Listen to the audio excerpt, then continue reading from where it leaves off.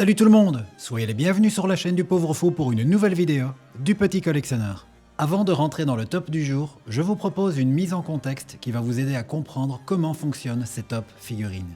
Cette vidéo d'introduction que vous regardez sera exactement la même pour chacune des vidéos top. Si vous connaissez, vous pouvez passer et aller directement au top du jour. Pour ça, j'ai mis les timers dans la description de la vidéo.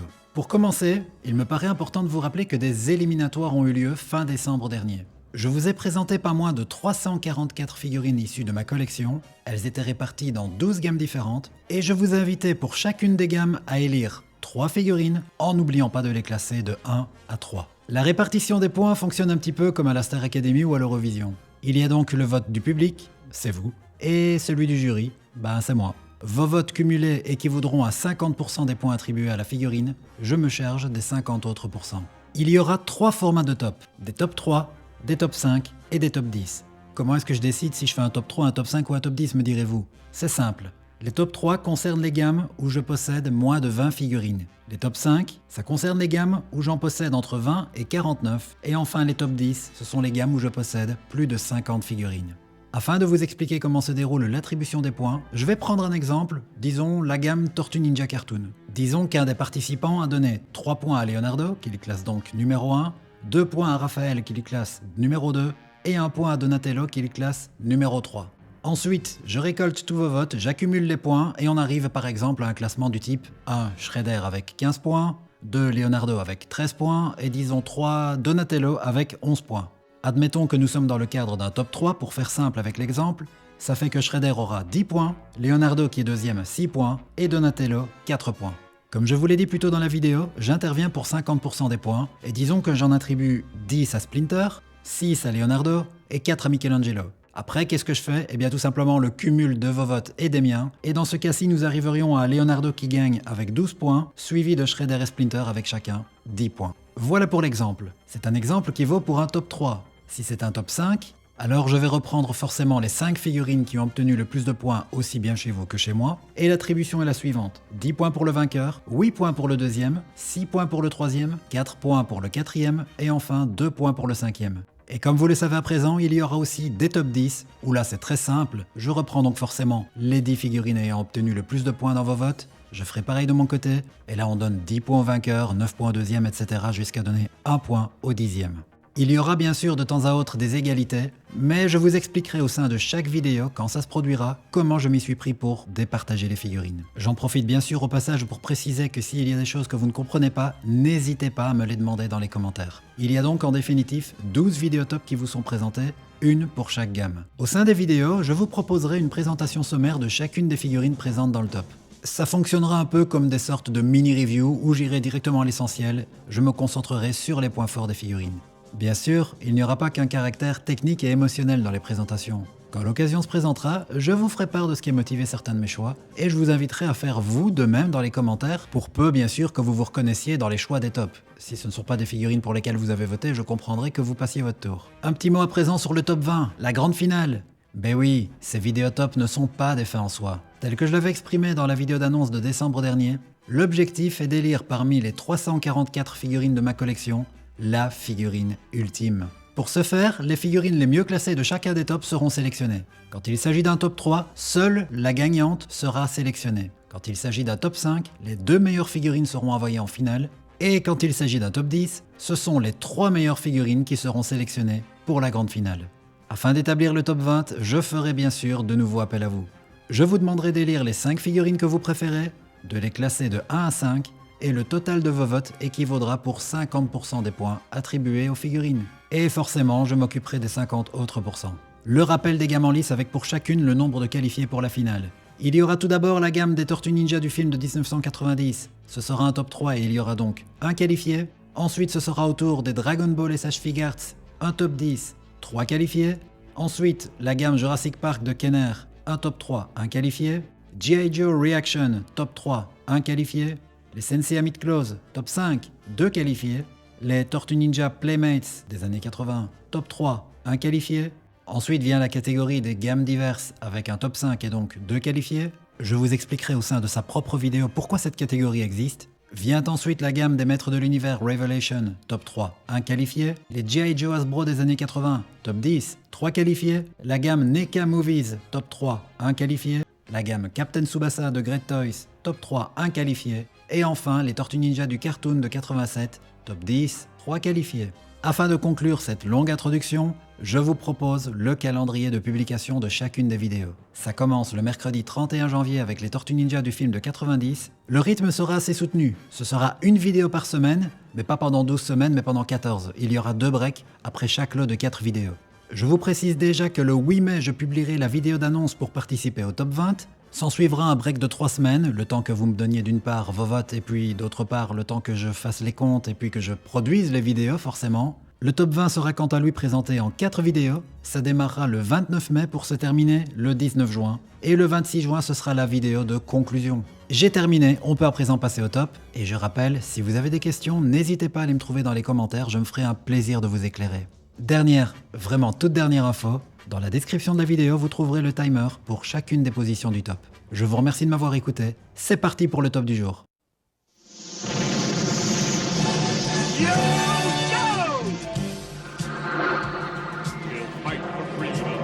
There's trouble. G.I. Joe is there. G.I. Joe, American hero. G.I. Joe is there.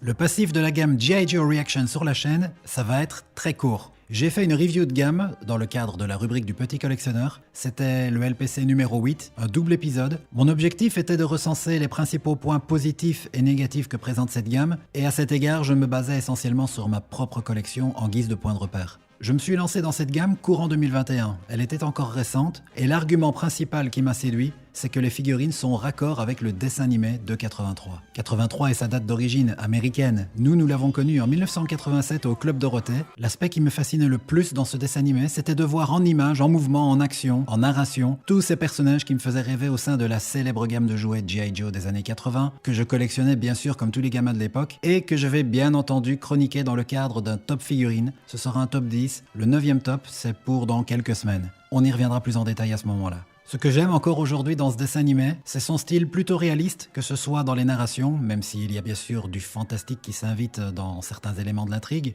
Le crayonné des personnages et des décors est plutôt réaliste, ce qui nous ancre dans notre monde à nous, on peut s'identifier facilement. Mais ce que je retiens le plus aujourd'hui, c'est d'une part ses musiques, mais surtout le charisme de ces personnages, que ce soit du côté des G.I. Joe ou des Cobra, mais également les comédiens de doublage de la version originale, qui apportent beaucoup de coffres et beaucoup de personnalité aux personnages. You certainly did.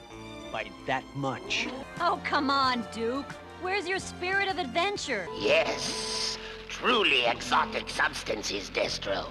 And I lost more time climbing to this ridiculously melodramatic location. Pour revenir à ma collection, elle est là, sous vos yeux. Il y a 14 figurines qui ont participé aux éliminatoires. Pas plus, Super 7 l'a développé, mais je me suis arrêté là car en parallèle, ils ont commencé aussi à lancer la gamme dite Ultimates. J'ai déjà chroniqué quelques figurines sur la chaîne. Ce sont des figurines à plus grand format, avec plus d'articulation, car il faut le savoir, les G.I. Joe Reaction n'ont que 5 points d'articulation, ce qui est même moins que les figurines Hasbro de l'époque. Mais la gamme Ultimates présente d'autres avantages, comme le niveau de finition qui est supérieur, car les figurines sont plus grandes, elles ont également plus de bonus, mais j'en dirai un petit peu plus lors du 7e top figurine consacré aux divers gammes. Parmi ces divers gammes, il y a justement les G.I. Joe Ultimates qui interviendront. Cette petite présentation est à présent terminée, je vous retrouve dans quelques instants dans mon studio pour le top 3 sous forme de review, mais d'abord, une courte pause publicitaire. G.I. Joe will return after these messages.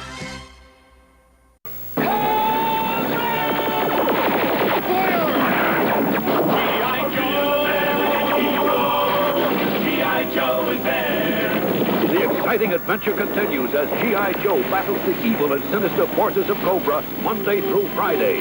It's the most exciting and explosive series ever. You won't want to miss a single day. G.I. Joe! Weekdays at 4 on WRLH TV 35. Now back to G.I. Joe.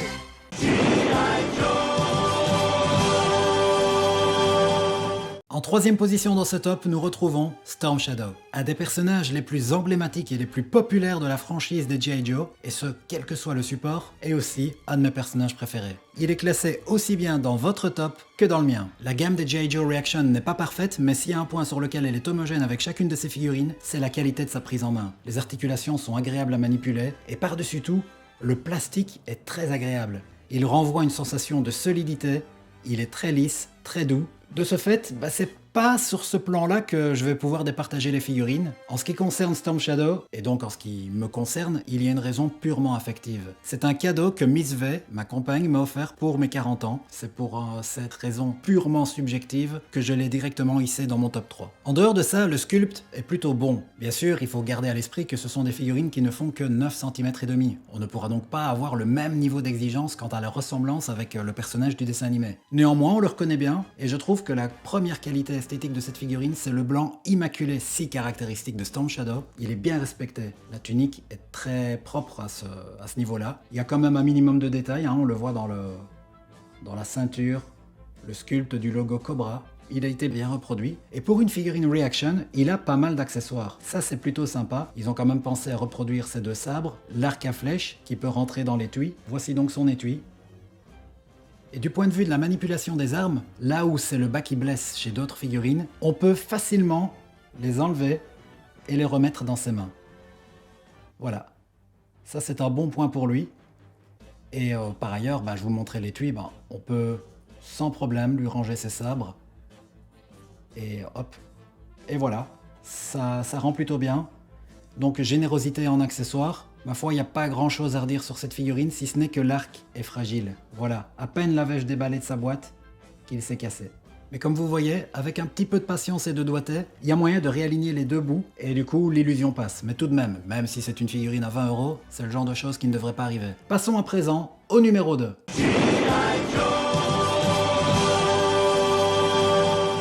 En deuxième position, nous retrouvons tout simplement Cobra Commander, ou le commandant Cobra en français, le chef de l'organisation ennemie des G.I. Joe, les Cobras. C'est votre choix, ce n'est pas le mien. Je dois bien reconnaître que le Cobra Commander n'est pas un de mes coups de cœur de la gamme. De ce fait, je n'ai pas trouvé spontanément des arguments pour le détacher des autres figurines et justifier sa place en numéro 2 dans le top. Maintenant, je reconnais que son sculpte est très bon, qu'il est plutôt ressemblant au modèle d'origine, tous les détails sont là, le masque n'est pas parfait, je l'avais dit dans la review de gamme, mais il est suffisamment bien ciselé que pour reconnaître le personnage au premier coup d'œil. Ils ont pensé aux détails dans les boutons de sa veste. Le logo Cobra est très proprement réalisé, comme pour Storm Shadow. La taille de son logo a été plutôt bien respectée. J'apprécie qu'ils ont eu le souci du détail avec les boutons de son col.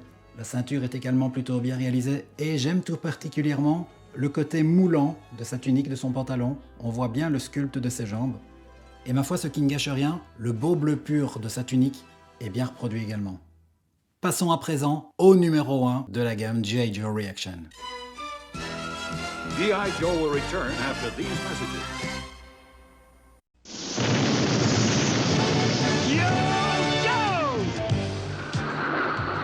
We'll fight for freedom wherever there's trouble. G.I. Joe is there. G.I. Joe, American hero.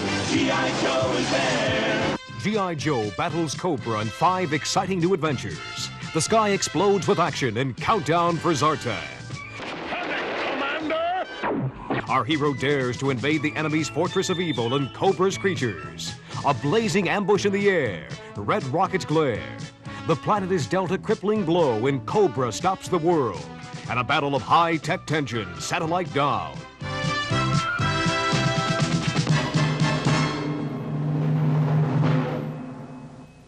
G.I. Joe!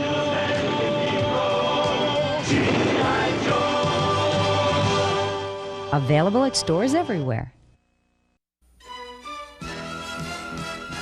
Now, back to G.I. Joe. G.I. Joe! Come now, Duke. Where's your spirit of competition?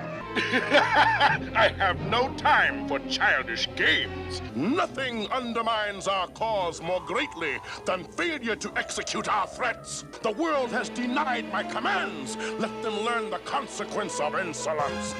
C'est un tiercé gagnant, un triplé pour les Cobras, puisque c'est Destro le grand vainqueur de ce concours du top 3 G.I. Joe Reaction. Destro c'était mon choix, pas le vôtre. Désolé les amis, mais je vous explique juste après, dans le détail des votes, comment est-ce que j'ai fait pour le départager du commandant Cobra, car vous allez voir, ça s'est joué à très peu de choses. L'aspect qui me séduit probablement le plus dans cette figurine, c'est le détail qu'il y a dans le sculpte de son visage. J'aime tout particulièrement les rides des joues, la forme des lèvres, regardez le nez aussi, ils ont le souci du détail. Plus spécifiquement encore, les pupilles vertes, je sais pas si on les voit bien là à l'écran, les pupilles vertes de ses yeux. Vu la taille de cette figurine, je trouve que c'est assez remarquable. Par ailleurs, la musculature de son torse, elle est bien reproduite. Il a également une belle musculature au niveau des biceps. Je trouve que cette figurine est une franche réussite pour cette gamme. Par ailleurs, c'est un personnage que j'affectionne beaucoup dans le dessin animé. Et ça, c'est en grande partie dû au comédien qui lui prête sa voix. Il lui donne beaucoup de charisme. Bien sûr, cet aspect-là contribue à mon affection pour cette figurine. La figurine de Destro remporte le top 3 des G.I. Joe Reaction et rejoint donc la grande finale, le top 20, où il retrouvera Casey Jones du film de 1990 des Tortues Ninja, Bulma, Lunch et Tao Pai Pai de la gamme SH Figures Dragon Ball et Ian Malcolm de Jurassic Park.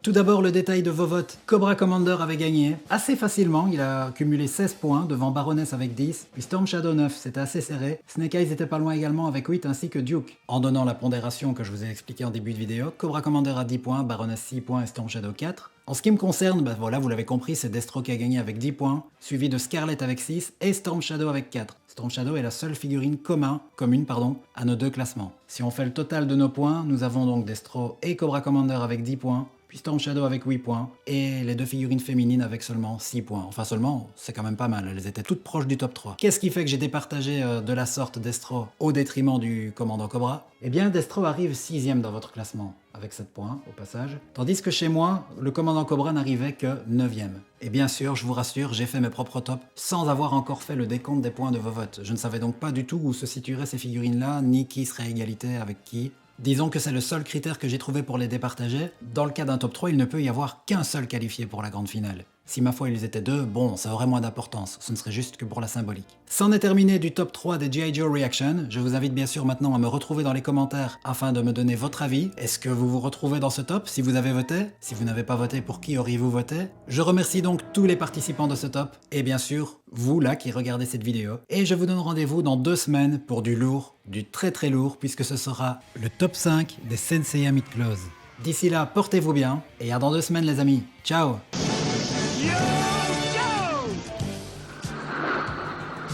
Fight for freedom wherever there's trouble. G.I. Joe is there. G.I. Joe.